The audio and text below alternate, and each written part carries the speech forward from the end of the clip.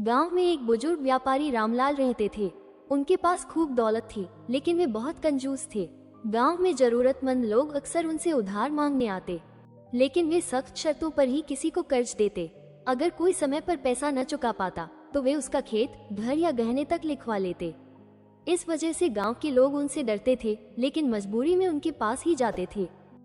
एक दिन गांव के एक गरीब किसान रघु की बेटी की शादी तय हुई। शादी के लिए पैसे की जरूरत थी, लेकिन उसके पास कुछ भी नहीं था। हार कर वो रामलाल के पास गया और हाथ जोड़कर बोला, सेठ जी, मेरी बेटी की शादी है, कृपया मुझे कुछ कर्ज दे दीजिए, मैं जल्द ही लौटा दूंगा। रामलाल मुस्कुराए और बोले, ठीक है रघु, मैं तुम्हें पैसे दूंगा, लेकिन तुम्हें अपने खेत के कागज मेरे पास गिरवी रखने होंगे। अगर 2 महीने में पैसे नहीं लौटाए तो खेत मेरा हो जाएगा। रघु मजबूर था, उसने शर्त मान ली और पैसे लेकर चला गया।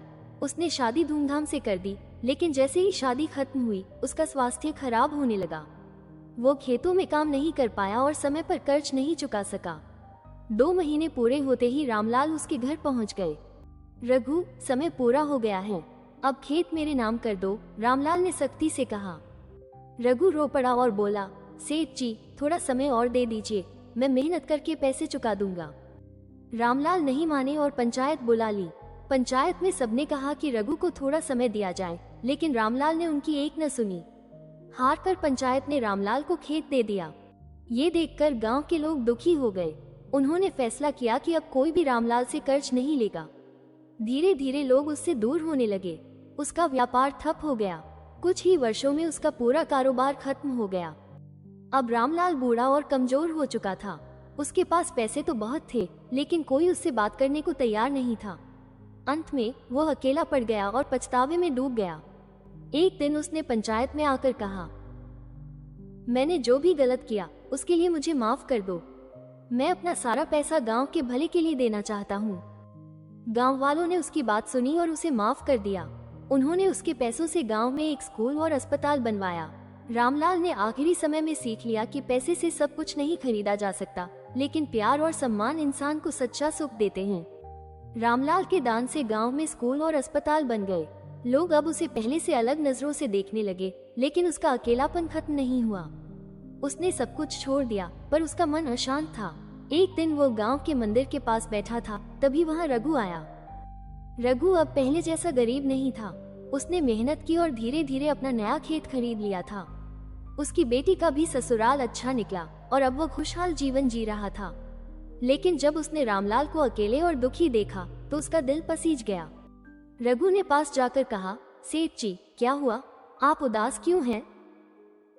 रामलाल ने आंसू भरी आंखों से कहा, बेटा, मैंने जीवन भर सिर्फ पैसे को सबसे ऊपर रखा, लेकिन अब समझ में आया कि इंसान का असली धन उसका परिवार और समाज होता है। मैं अकेला रह गया हूँ। रघु ने मुस्कुराते हुए कहा, अगर आप चाहें तो मेरे घर चल सकते हैं। ये सुनकर रामलाल को यकीन नहीं हुआ। जिस आदमी से उसने उसका खेत छीन लिया था, वही अब उसे अपने घर बुला रहा था। वो फूट फूट कर रो पड़ा और रघु के पैरों में गिर गया। रघु ने उसे उठाया और कहा, सेठ जी, आपके कारण ही गांव में स्कूल और अस्पताल बना। अगर आप ना होते तो ये सब ना होता। जो हो गया उसे भूल जाइए और मेरे घर चलिए। रामलाल को पहली बार सच्चा सुख महसूस हुआ। उसने अपना बाकी जीवन रघु के साथ उसके परिवार में बिता दिया। अब वो पैसे से नहीं, बल्कि प्यार और सेवा से संतुष्टि महसूस करता था। पैसे से सब कुछ नहीं खरीदा जा सकता, खासकर प्यार और अपनापन। गलतियों को सुधारने का मौका हमेशा होता है, बस दिल साफ होना चाहिए। माफ करना और दया दिखाना इंसान को और महान बनाता है। ये स्टोरी आपको कैसा लगा, कमेंट करें, वीडियो को लाइक करें और चैनल को सब्सक्राइब करें, ताकि अगला नया वीडियो आप तक सबसे पहले पहुंचे। धन्यवाद।